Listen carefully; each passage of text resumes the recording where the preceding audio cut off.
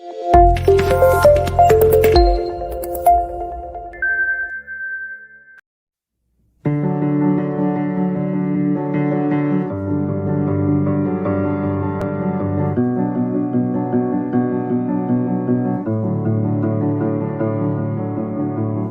me out one more time is all you said to me. And I swore I heard. Good morning, everybody. This is Rise and Thrive on USLA Radio with HENU, Josephine, TARRANT. And today we're going to be talking to Jennifer KREISBERG. She is an amazing songstress from the Tuscarora peoples.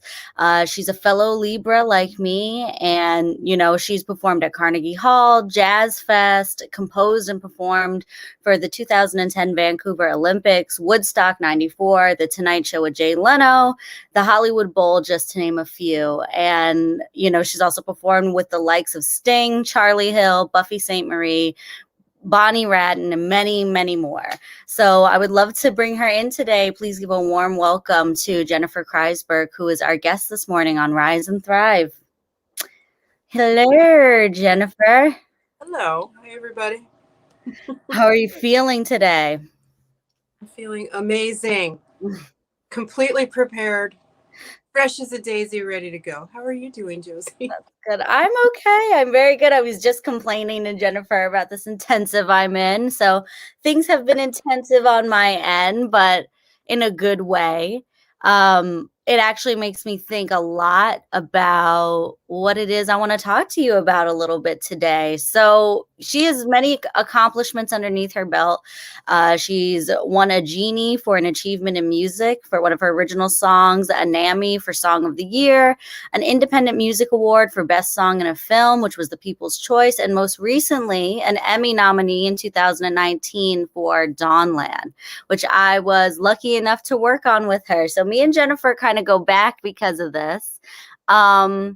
Yeah, so I think you've done so much throughout your entire career, right? And so I think one of the things that there's all these different venues, all of these things that you have been involved in. What would you say is one of your tours, one of your favorite tours or venues that you have performed at? Ooh. There's a few, man. It's all a blur. Well, my favorite, I have like a top 5 favorite places I've ever been. Mm-hmm. And in those, that's New Orleans, Yep. Sitka, Alaska, Fiji. Oh. And I guess that's the top 3. Mm-hmm. And venue-wise, what's my favorite venue? Honestly, straight up for real, my favorite venue type places to play are the community ones, like where they're taping the microphone with duct tape to the thing, and it's just regular folks. Mm-hmm. And you know, when you're playing for regular folks, family type events, those are my favorite places to play. Venue.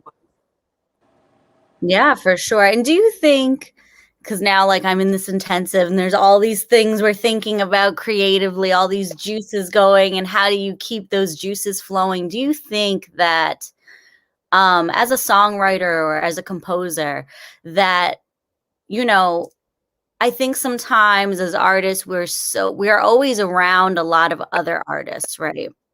And then everything becomes about, you know, creativity, which is great, but then the industry. And the industry plays a huge part in all of our lives as performers, unfortunately, because we want to be paid for the professional skills we are bringing to the table, right?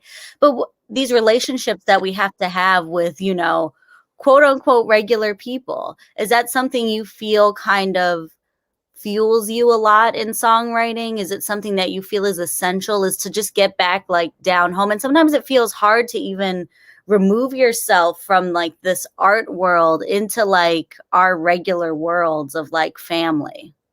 Like, do you think that is something that is essential to inspiration to songwriting? Yeah, I do. I think it's 2 things kind of weaving together at the same time Mm-hmm. is staying grounded with your peoples. And I don't mean with my people, but I mean like with your peoples. Yeah. And staying grounded with just the people who keep you grounded. Mm. And then at the same time, you know, I can honestly and fortunately say most of the composing, songwriting, or creating I've been doing the last few years has felt like treadmilly and a little rat racy. And I'm Mm-hmm. not mad at it because we all have to eat. I have a kid, you know what I mean? We have bills and whatnot. Mm-hmm. But I you know, it takes both of those things at the same time, staying grounded amongst your folks, and then having to, you know, not, sometimes I feel like I'm not able to just wake up and go, I think I'm going to write a song about this experience today, or that. Oh, I can't curse, right? Those things on social media are bothering me. I think I'm going to write a song about that today. It's like very rarely lately has it been that. It's been more of I got to survive. So it's just it's keeping the relationships and keeping that balance with the important relationships with the people who you really love, who love you, even though sometimes those relationships are tough, balanced with having a career and making a living. And having a career and making a living are like this, but sometimes they're two different things too. You know, there's so much to being an artist in the city, away from my home community, which is in North Carolina, you know, that I only get to go to now and then. And, you know, it's like you have to make special commitments, save up money, or try to get work around where my community is. And, you know, there's all these things, and I'm never going to go without my son. I always have to bring my kid. And you know what I mean? Like, there's just all these considerations as a human being, as a family person, as a mother, and all the things that sort of affect the question you asked. It's really just being a human being, I guess, and all the things of life. And then somewhere in there, try to squeeze in being a creative artist. Yeah. Because it's almost like you can't get too far away from our human conditions, but then almost it also affects, I guess, the solitude that is necessary to create the art that we need to create. And it can be a very difficult balance. Personally, I think especially for women of color, because we have so much responsibilities that we are kind of forced to balance. We always play these larger roles in our familial situations, whether we are caretaking for an elder or caretaking for our own child or caretaking for other people's children, or, you know, vice versa. It's kind of like it gets very difficult to be able to remove yourself, because a lot of times people who are family or, you know, your peoples aren't always so understanding that you are an artist. This is your living. It's not just like something you do for fun. Like, this is something that I take seriously, and I have to put time aside for this craft, right? So that I also kind of want to get into a little bit of your craft and like what your methodology, quote unquote, what you would consider your methodology in composing. You know, I think that'd be a very interesting thing to hear, because I'm just always curious. I don't know if anyone, or, well, it's not anyone, it's me and you. If you've ever read the book Songs About Songwriting, I forget, his name is like Paul LaRosa or something, but I bought it. But it's like all of these different songwriters in the industry, like Ringo and, you know, Loretta Lynn, you know, who is it? Simon and Garfunkel. Like, there's all these different artists who really talk about what it is. And I think that what's interesting about a lot of the interviews in the book is that there is such a simplicity when it comes to songwriting. And sometimes it's the simplicity for whoever the songwriter is, you know what I mean? So I would love to hear a little bit about what your creative process is for that. Okay, my straight up Libra honest creative process is, hi, we have a deadline for a week from now. Okay, great. Thanks. We need a song. Great. 5 days from now, 6 days from now, maybe on the way to the studio, I'll start composing the song. Just kidding. On my voice recorder. No, actually, I mean, honestly, I've done a lot of work. For some reason, I've always, ever since grade school, worked better under duress. And I don't know if that just comes from being in the public school system in the States, or just never learning good habits. But if I'm not stressed out, I can't do it. And I'm trying to evolve out of that place, but I'm just being honest with y'all. And but otherwise, there are occasional times, actually the project I'm working on now, I'm trying to do everything in advance and really take my time and work on a piece, and then go to bed, and then wake up rested and hydrated, and all my supplements and smoothies, and go back and, you know, work on it some more. And, you know, all the things we always dream of. I'm going to have a schedule, and I'm going to have a special workspace at home, and, you know, all the things that, to go back to what you were saying previously, when you live with your family, as I do, and they have a different job, or they're retired, or, you know, not understanding that when you work from home, a lot of times when you're an artist, especially if you're not a visual artist, your studio space, your workspace, my space anyway, is at home. And that's really challenging. But anyways, back to my process. All of that aside, I like to start with, I'm someone, and I know a lot of people are like this, who hears a lot of things in my dreams, in whatever. And I think it's just my brain processing what I hear throughout the day. So where I live, there's a lot of songbirds, and that's really good. And sometimes it's irritating, you know, at 3 a.m. But when you hear this mockingbird just going for it. But I've gotten a lot of melodies from these birds around where I live, and I'll hear them, and then I'll take it and translate it into human and put it on my little voice recorder. So I'll usually work with their songs, or I'll work with, sometimes you're just driving, a lot of times in the shower. Whenever I'm in motion or near water, I hear things, or it just comes in my head. And then I'll take that little piece, put it on my voice recorder on the phone. Thank you, modern technology. And then I'll expand on it, either add to the beginning of it or add to the end of it. And it's sort of like, I guess, beating or anything. And it's really just math. Yeah. And you go in the studio, set it to a grid, whatever your beat is, and the rest is what it is. And when it comes to lyrics wise, I actually have a bunch of songs in English that I've never recorded and never used for work, because people come to me for, you know, what I was trained up to do in Eulalie, and that's more like vocables. Mm-hmm. But you know, I start with, what do I want to say? My cousin Putafay taught me that. She's like, you gotta, what is it that you're trying to say? And even though that sounds really simple, when you're sitting down, sometimes it's like, man, I have 80,000 clear opinions on social media, but now that I'm sitting down to write, I don't really know what I want to say. You got to get through that whole thing too. Yeah. And so you have to break down through your own critical mind, your own, and then the institutional critical minds that have been kind of instilled in us. Then you have the outside view. There's all of these layers, I think, that artists, and especially, you know, writers, which would be songwriters, any type of writing, have to really break down through to get to the essential of like what your brain is thinking. Right. And just go off of that initial instinct of like, this is what I think, this is what I feel, not how is everyone going to feel about this. And it's very, very difficult thing to do, because you have to really find the bravery in that. We're going to take a quick break, and we will be right back. This is Rise and Thrive on USLA Radio with HENU, Josephine Tarrant, and Jennifer KREISBERG, and we will be back in a second.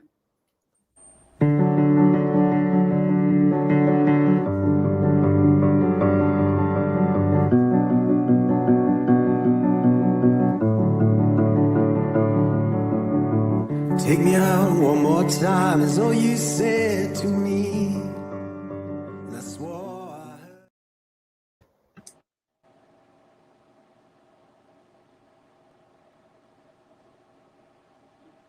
I can't hear you.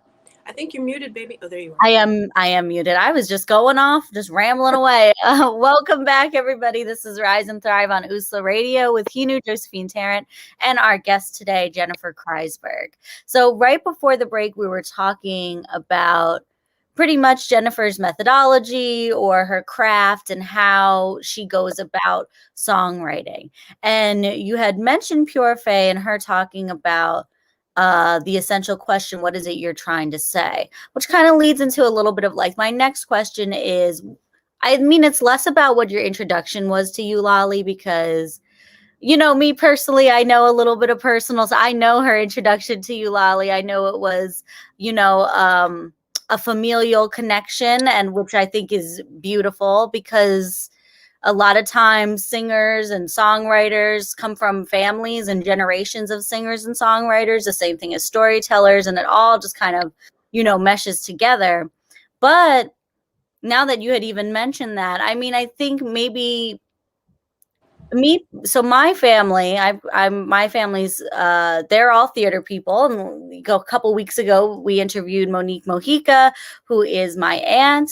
And, you know, our family really started out in Spider Woman Theater, which is a, you know, a theater company and an all Indigenous women's theater company. And a lot of us are storytellers from that and have continued to be storytellers in all these different mediums and all these different ways of storytelling, whether it be through music, whether it be through theater, whether it be through writing, whether it be through teaching, all these different things.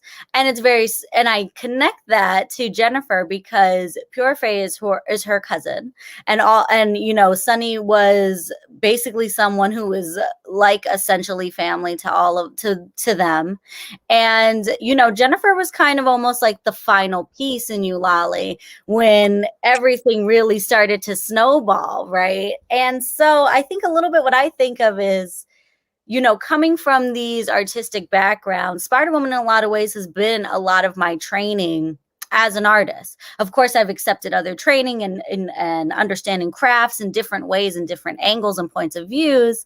But that was initially, I always go back to that because it feels like home to me. And I know that I can count on those people to advise me when I am struggling with something, especially when it comes to these larger institutions that are not necessarily made for Indigenous people. So I think going back to that is just a little bit, what would you consider, I mean, some of the skills and a little bit of your journey with Eulalie, do you feel, because I guess in a way, was it essential into the beginnings of your careers and what it is that you do now? It was unequivocally essential. Mm-hmm. I started with the ladies when I was 17. And when I was 16, I was singing with a small powwow drum in Connecticut. Mm-hmm. And that didn't work out. I still have some friends left over from that, but because you know the Connecticut community, you're in the community too. And it just didn't work out. We don't need to go into why. And Texas. But anyway, you know, I just wasn't born to make coffee for men on a drum. Anyway, I was born to sing, and anyway, but I was singing with them, and then I graduated high school, and then I went to Hartford College for Women for 3 semesters, and the only thing I was even applying myself to was biology. So I might have been a doctor had this not worked out, but or a something scientist, I don't know. But everything else was, it just wasn't, it was like torture, honestly. It was like torture. And even though it was great and the professors were great and the students were great and classes were small and I could roll out of bed and go to class in my pajamas, and you know, it was totally my vibe, but it just, being in an institution, even though it was a higher learning institution, it just wasn't working. Yeah. And, you know, getting debt, and that's it. So Purife and Sunny had another woman who we all love, and everybody's, we see each other from time to time, named Matoka Little Eagle, and she moved on to pursue other things and more solo stuff, and Pudufe and Sunny were like, oh, we need another singer, and I was like, I know all your songs, and I not only do I know all your songs, I know all the parts, the melody and the harmonies. So they were like, okay, sing this song. So I sang it with them. We were at the community house, American Indian, and they're like, oh, try this one. So I say, and they're like, oh, you do know all the songs. So it just kind of went from there, and then the group got their break, went through several name changes and other evolutions, and then what really gelled was the three of us, and it just kind of went from there. We never looked back. I never looked back. And then fast forward to 17 years ago, I became pregnant with my child, and we Pudufe was really itching to really explore her own musicality on her own, in her own way, which is how she started as a kid. Yeah. And she was just like, well, you're having a baby, and she's like, I'm going to move on for a while or forever, I don't know. And I remember we were in someplace outside of Vancouver, north of Vancouver, at a gig, and I had the worst morning sickness, and they had paddle boats at this place. Oh, goodness. So me and her went out on a paddle boat. The only way I wasn't nauseous was when I was on water. Oh, wow. So I don't know what the science behind that is. There's some science in there somewhere. We were paddling. She was really paddling. I was like, I'm sick. But we had a long talk, and she was like, I need to express myself on my own. I was like, I get it. And it was very loving. And then that was it. After that gig, she I think we did Sitka, and then she really moved on and had her whole, blues solo career. And Sunny is doing a lot of theater and working with other artists and collaborators, and then it was really singing with you, Lali, is where I learned most of the stuff that and then some of the stuff as an artist, no matter what your art form is, it's the longer you do it, it's just experience on earth. It's just time spent on earth. And now I'm getting to see why you get called an elder. And it's really just the time you spend doing something. And nothing can replace some good home training, just the basics, and then your own journey on what you discover. It's like, oh, I can do this with my voice, or there's still things I want to learn how to do. Always a lifelong learner. Even if those things don't make it to the stage, it's just what I want to know for me, vocally, how to do. And sorry, I'm going in circles. No, I think there's so much there. I mean, it's completely right. There's so much behind each artist that the world will never see. We have to spend all of this time remembering these stories and living out these moments, and then writing about those moments, and then scratching that idea because it doesn't really make sense to us, and then starting again. And there's like all of these layers there's all of these layers behind, what looks like a 3-minute song that took 24 40 hours to create, or sometimes took 5 minutes and it just worked out and jammed out. And that's just that is just what the craft is of this, which is why it's extremely frustrating a lot of times, and people don't seem to always understand that, is that, it's almost like we are hired to be frustrated, to be, long term or short term. It's like either we're going to figure it out like that, or we're going to take a minute to figure it out, and that's why you paid us to do this. So I think that's really interesting to go into that. That was beautiful. I didn't know all of that. So that's why I'm like, now I was also thinking about the type of sounds that you added to the dynamic of Eulalie, right? And so I think anyone who is familiar with Eulalie, or listens to any of the songs or watch Smoke Signals, anything like that, there's these there are these riffs in a lot of them, and a lot of those are Jennifer. For those who don't know, and it took me a minute to figure that out. When I was always like, is that Sunny? Is that Pure? I'm like, oh, that's Jennifer. Like, duh, like that's her voice. And then so there was these riffs and like these pitches that is like just kind of blends into the harmony of a lot of the songs of Eulalie, which I think just adds this dynamic layering of like, you know, coming from up here and then having the bass down here and then meeting it down there. I don't know. I'm trying to explain that the best I can. I don't really have music terms. I'm not like a, you know, conductor or anything, but I think most people understand that. And if you don't understand that, you have to listen to one of the songs and you will hear it.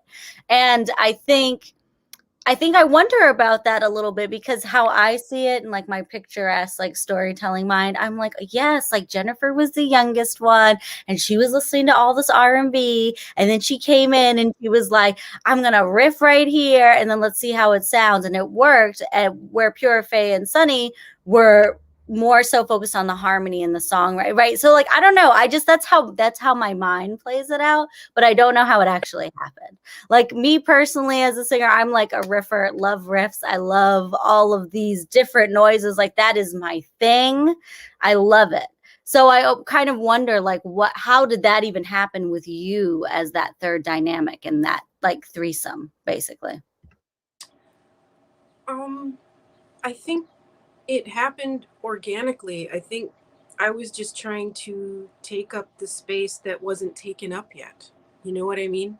So Purife, for most of the songs, lead singer and most of the melodies, almost all of them. And then Sunny was the second harmony, or the first harmony, but the second part, depending on the terms.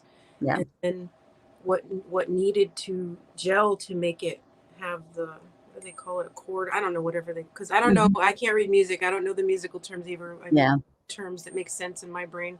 But you know, it's really using your ear. And that, even with just singing, sidebar, it's really more about what you hear than and getting your throat and your vocal cords to do what's in your head. Your hearing is just as important. But anyway, or maybe a little more important.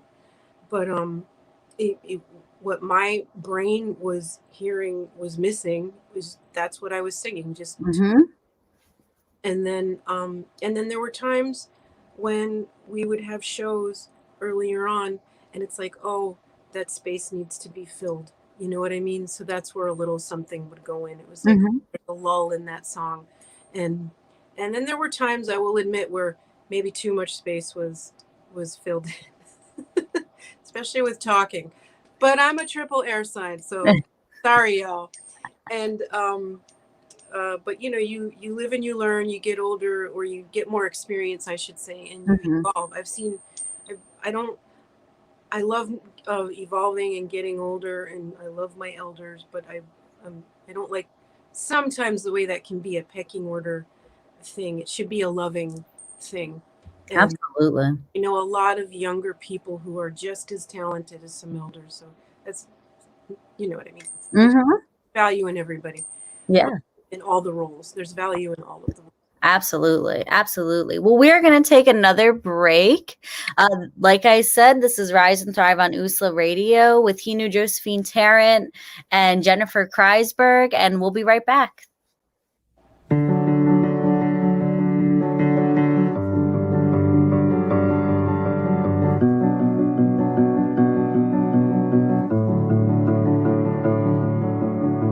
Take me out one more time is all you said to me. And I swore I heard.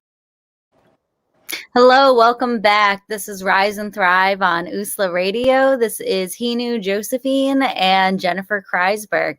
So right before this, we were talking a little bit about, I mean, I think we were kind of leading into the next generation of artists and songwriters and wanting to amplify those voices just as much as elder voices, which are very important in our communities, for sure. That kind of brings me into, your experience, which I was not aware of this, which I'm surprised I wasn't aware of this, that you composed and produced and performed at the 2010 Vancouver Olympics.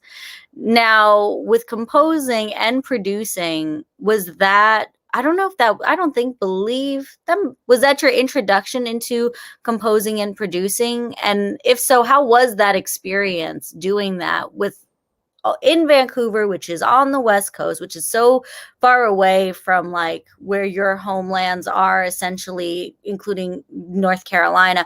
How was that? Was it more of a collaborative process with something like that? It was. Now, first of all, I just want to preface it by saying I produced the song. Oh, okay. And when I say produced, I'm talking about old school produced. Today, when the kids, not you, but the other kids, the DJ kids say producing, they mean they made the beat. Right. You know, when we say producing in my generation, it means you're basically mapping out the entire song beyond just composing it and writing the lyrics. You're quilting all of the elements. You're not an engineer, you're not pushing the buttons, but you're doing everything else. That's what I mean when I say producing, and that's what it used to mean. It has evolved. That term has evolved. But that was commissioned, and that was me working with longtime collaborators. Used to be called Red Diva Projects, but it was Marie Clements and her team, and Michelle St. John and others, and we collaborated on a lot of projects. That's how I got into doing music for theater. And then I had a bunch of, I got to, because a lot of theater happens in Canada, Indigenous, or used to happen in Canada, even though down here, but it was still more funded and supported. Yeah. So they would have budget to be able to bring me in. And we did one thing years ago that I believe your Mimo was in, and called Unnatural and Accidental. Oh, yes. Oh, yes. So I got to do a song for that. And then the collaboration was so easy. Marie kept bringing me in. And so she got commissioned by the Cultural Olympiad to produce the closing show for the Indigenous Pavilion. And the whole closing show was this 10-minute song. So I had a collaborator, Russell Wallace. Oh, Russell. Okay. Who we all know and love dearly. And what I didn't know at the time is he was having serious health issues, and he talks about it now. So it's okay for me to talk about it. But I wasn't aware of it. He wasn't at the time. He's a very private person in his own way. And that's his business. But he wasn't, he had to take time away. So it fell into my lap in that way. Oh, okay. He was supposed to be leading that because he's from those lands. Yeah. And then all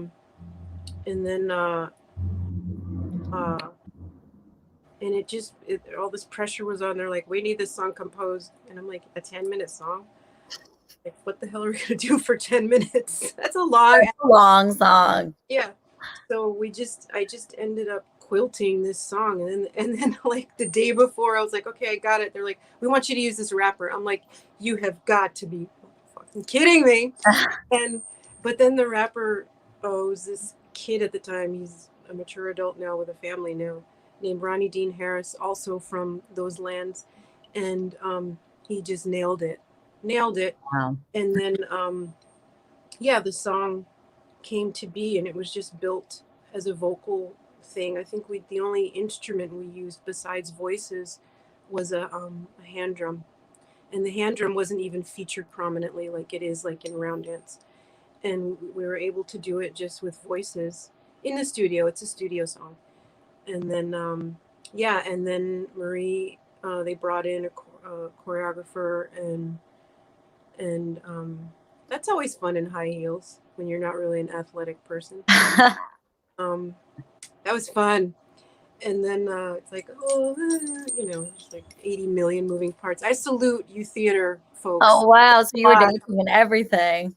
It's a lot. You guys use the whole everything. And Yeah, it went for there, and then we went on to collaborate, and it became a film. The National Film Board in Canada uh, bought it or whatever and made it into a film. So I got to compose most of the film. It was like it was like a hybrid documentary musical, Mhm.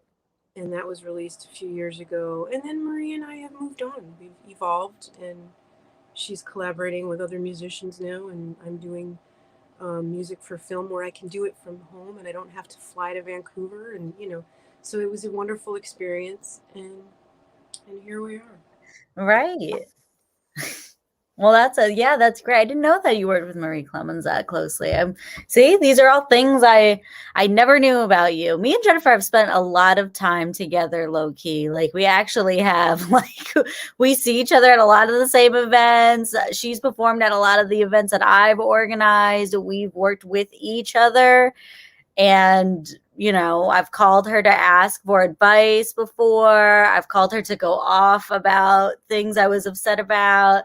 We've gone out. Like every time she comes to the city, for the most part, I've seen her for the past couple of years. So we go back right now. But so there's a lot of these things that I'm not aware of. I just, I know her as a human being and a performer and a person. But, we've never really discussed a lot of these things unless we were complaining about something. So we're both Libras. That's what that was kind of like our thing we were putting up on Instagram and social media, because I'm a Libra, she's a Libra. And it's like we always complain about the same things, especially when it comes to stuff in the industry, because it can be hard to deal with sometimes. I think just every artist deals with that. You're, like we were talking about, you're constantly in between this battle of like the industry and your artistry.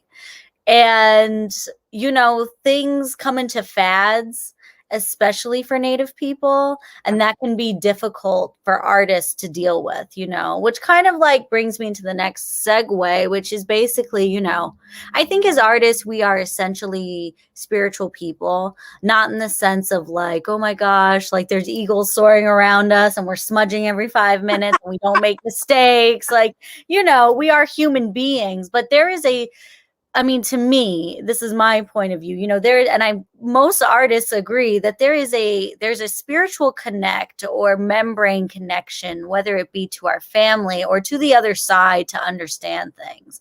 And it's a part, I think, of our beliefs, especially as Native people, going back to songwriting and, powwow songwriting and writing songs for ceremony, right? These things come to us for a reason.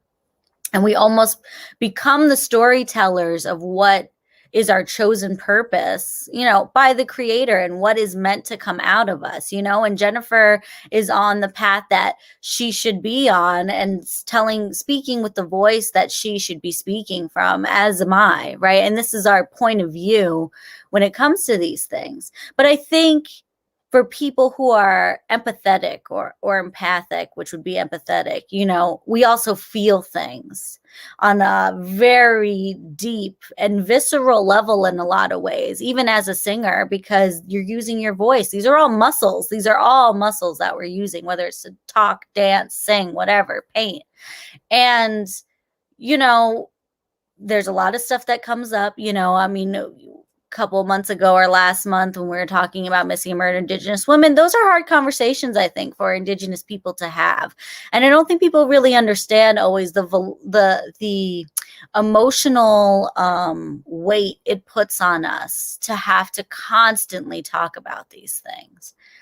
And to be reminded of it, and to be reminded as an Indigenous woman that you're in danger. And I think something that has been coming up a lot is with the discovery, speaking of Vancouver, Right. in Kamloops, of the 215 skeletons. And now it's more. Now they've gone to another residential school, which makes it 300 and something. And now they've also discovered 100 plus at another residential school. This is in Canada alone. And I don't even think, oh, yeah, I think they did do that at the Mohawk residential school. So this is in Canada, and this isn't even beginning to unwrap what's going on in the States.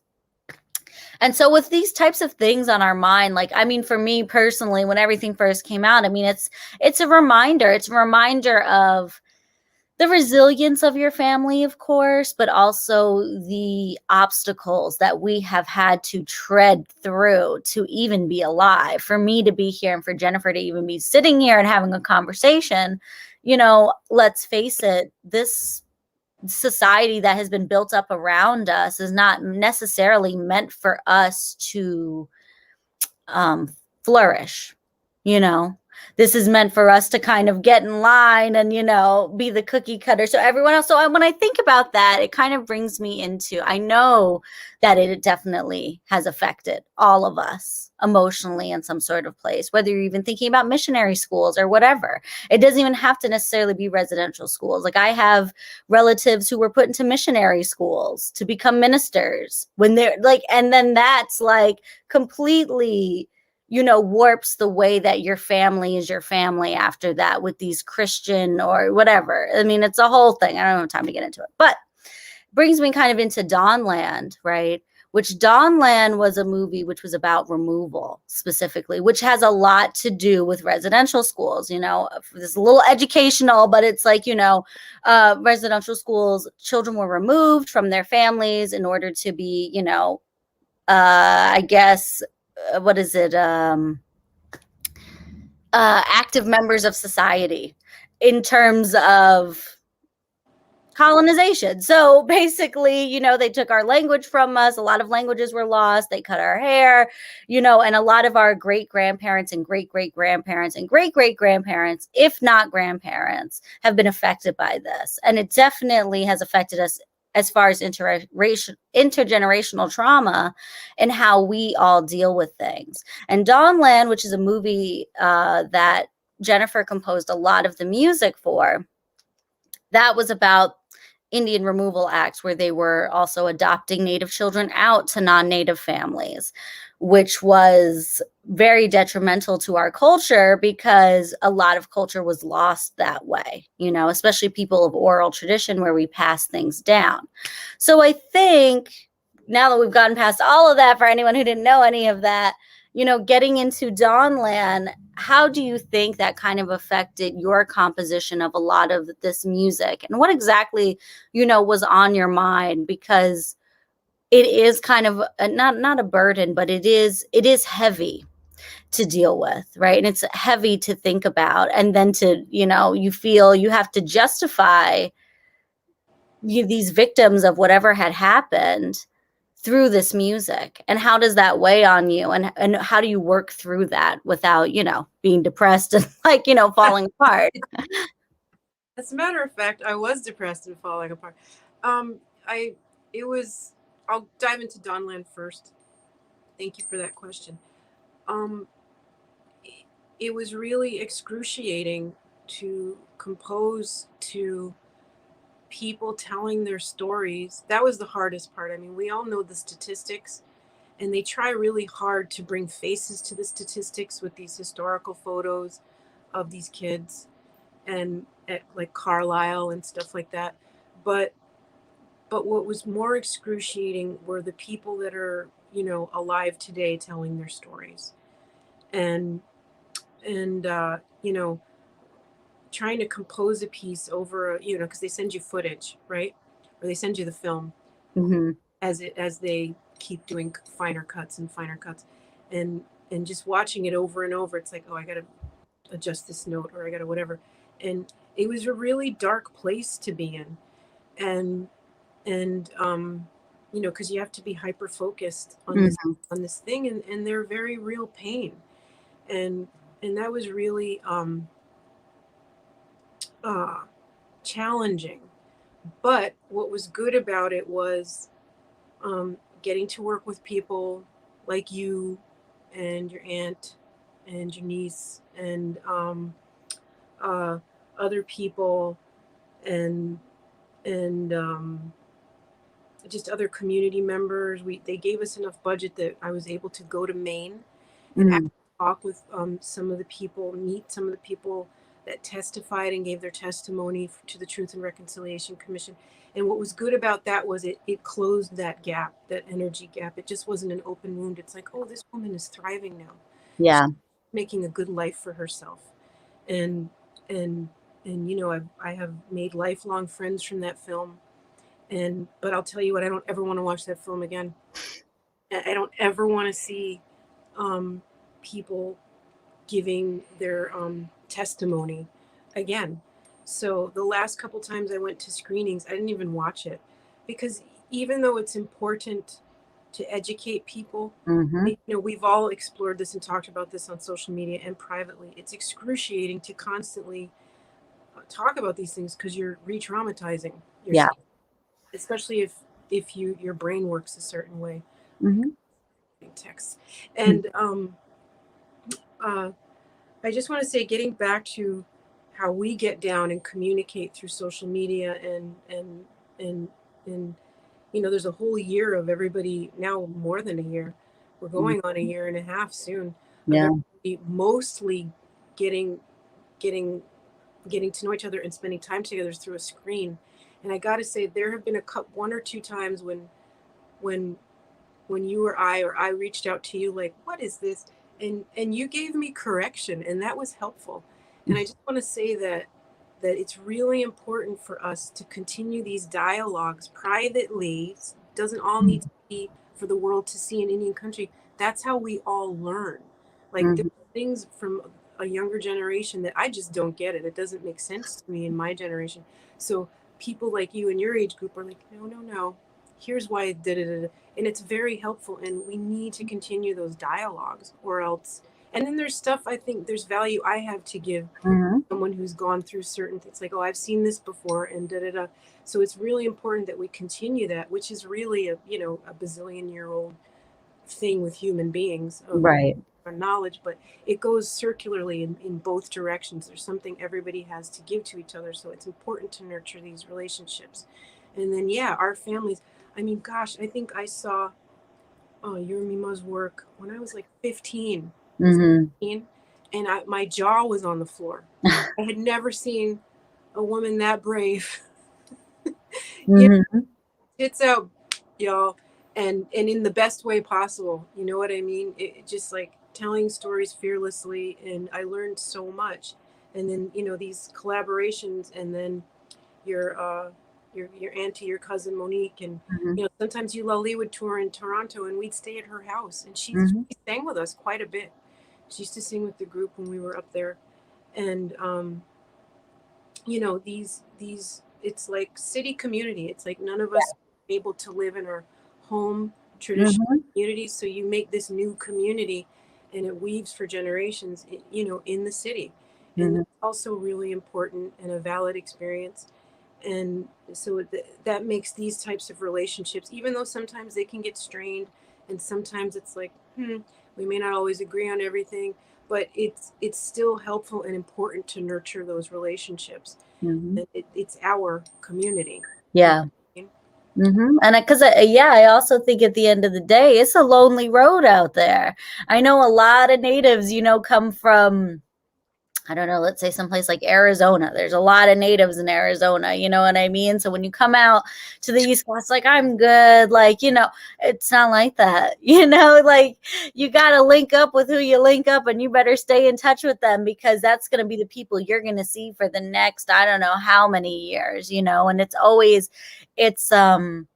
it's a very essential part, I think, to a lot of us as artists, to have that safety to be able to create, and that safety to ask questions, because we're not where our tribes are from. We are not where the rest of our family is. We are in this place, which is a city, which is already very, like, it's not, especially when you think about New York City, essentially, New York City or the East Coast major cities. There's a lot of ethnicities out here, you know what I mean? And Native we're not one of the larger majorities. And even if we are, there's still 10 others, when you think about the capacity of New York City, like the Caribbean representation, and then you think about the Puerto Rican communities and the Dominican communities, and, the Asian American communities, the Pacific Islander communities, which is pretty small, which is also with us usually because they're a pretty small community. It's large. It's a lot to cover. And it's very important for us to continue to be see each other as human beings and as natives in those ways, especially in these metropolitan areas, because that's what keeps us strong and that's what allows us to create this brave work and not have to,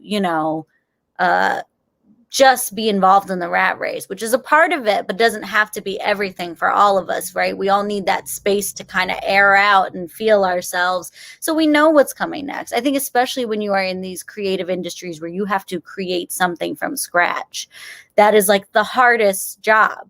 That is the hardest job, to create nothing, to create something out of nothing. And you have to dig deep. Like, you got to let's go for a walk. Let's go look at the beach. Like, you're just looking for things because that's your job essentially, is to look at nuggets of inspiration, pull them and mold it into something larger.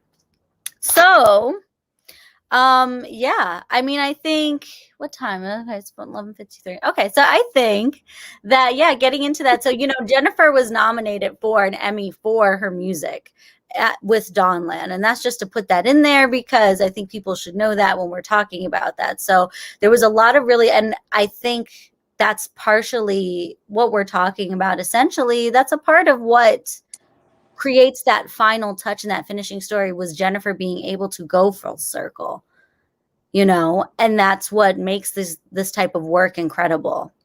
Okay, so I think with a closing out, I've been talking a lot, I mean, to Jennifer and to everybody essentially, about the resistance, the revolutionary resistance of joy, right? And I think, because similar to what I was saying to Jennifer, a lot of what our families have been through, what we have been through as individuals in or within institutions, residential schools, and, all these things that we're talking about are forms of institutions, and they're not necessarily meant for creativity to thrive in them, right?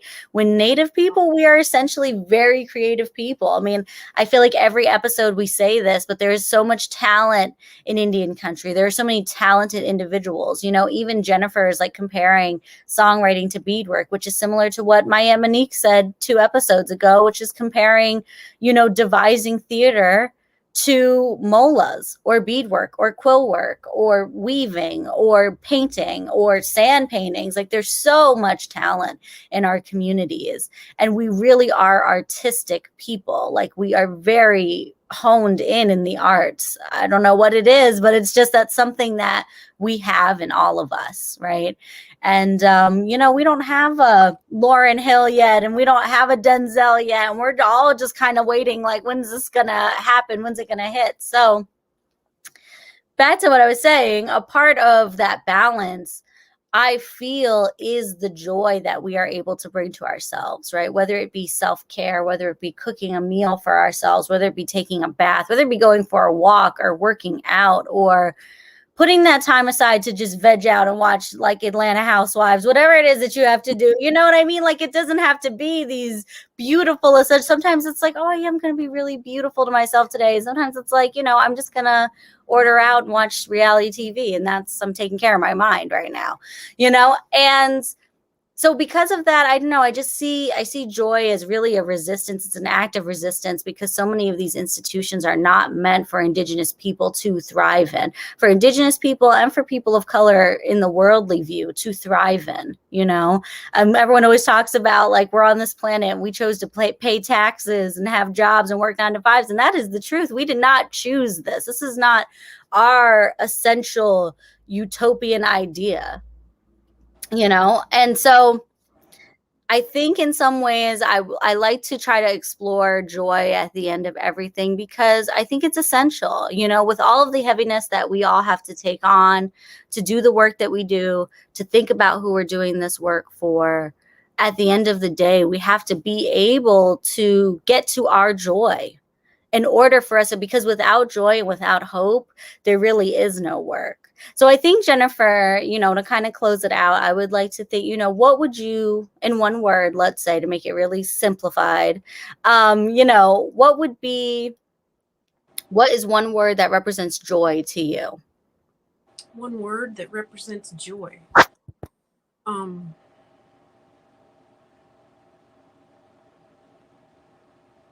singing. Yes. I gotta say, with all of the stress of being in the business and all of the stress of traveling to a gig and all that goes into that, and chasing the checks and Mm. and chasing opportunities and getting people to see you as relevant, and all, and that's one of the reasons why you don't know a lot of this stuff about me, is because I have a really hard time going, I did this. Mm. People are really good at it, and I'm really not good at it. And I'm not humble, I'm not good at that. But Mm. after all that stress, every time I open my mouth to just sing, that kind of fixes that energy. It levels it out correctly, brings it to the right vibration, and makes me feel better. And and I like it also because it's something that everyone can do. Mm. Everyone that has a working voice box um, can sing and should sing. And it's not just for professionals or for technically correct whatever. It is a gift that most human beings were given, and it's there for a reason. And even if you're just doing it in the shower alone, it can be really helpful. It can be a good way to just get stuff out or connect Mm. with something, and it's for everybody. And yeah. Yeah, thank you. I love that. Yeah, definitely just it comes down to the art essentially, right? Always though. And that's really what we do it for. So, yeah, we're getting ready to kind of close out. And before we close out, We Are Seeds, who is a part of who presents Rise and Thrive and who kind of brought me into this, Taylin. They are going to be hosting an event on June 26th at the Cherry Street Pier, where Jennifer will be one of the performers. And so we definitely encourage all of you to come out. I might try to make a trip to Philly if I'm in town and have the time, just to see some of these beautiful performances and see what We Are Seeds does. And, We Are Seeds really works closely with community and the arts. And that is essentially the basis. A lot of the work that they do is, colliding those two things together, which essentially is very, very important. Of course, the arts are always important, but a community is always important. And that community deserves art at the end of the day, always. So that's an event they're going to be having at Cherry Street Pier. It sounds like it's going to be a beautiful event. It's going to be, near the water, and it's going to be a beautiful summer day. It's a nice way to kick off summer in Philly, which is like a super like laid back city. I feel like it's just like, yeah, I don't know. It's a dope city. So with that being said, Jennifer is on Instagram. She's not on Facebook so much anymore. But I think she has a website, and, definitely go and check that out. For any information, like I said, she'll be on Dawnland, which is a movie that, I'm sure will be on a primetime special sometime soon, or is on YouTube for sure. She has a lot of work that's out there. So we definitely encourage all of you guys to check out some of her work. Some of her work is in some things that you probably don't even know that it was in. So definitely check it out. And, we encourage you all to continue to support the arts, and definitely try to stop by on June 26th at the Cherry Street Pier with We Are Seeds and their event that's coming up. So thank you, Jennifer, for coming out today and putting this time aside for us. We really appreciate it, for talking to me and just getting to feel all of this and hear all of this and leave a little bit more inspired. Probably go and sing after this a little bit, just to go and see how I'm feeling today. But yeah, thank you always for your time and your advice. Are there any closing words you would like to say to everybody? I just thank you for having me, Miss Josie. And thank you to We Are the Seeds, and to Tylen Agoyo, Mm-hmm. and all the whole team and everyone involved. And I'd like to say that I really appreciate, my mom's talking to me through the door right now. I appreciate all the love and support, and everybody. A little less gossip, a little less scrolling, a little more love, a little more understanding and peace of mind. Take your mind back from these screens, even though it's helping us to reach each other right now. Try to be balanced with it. Definitely. Yeah. Thank you. So this has been Rise and Thrive with HENU, Josephine Tarrant, and Jennifer KREISBERG at USLA Radio. Thank you all so much for coming in today. Have a great weekend.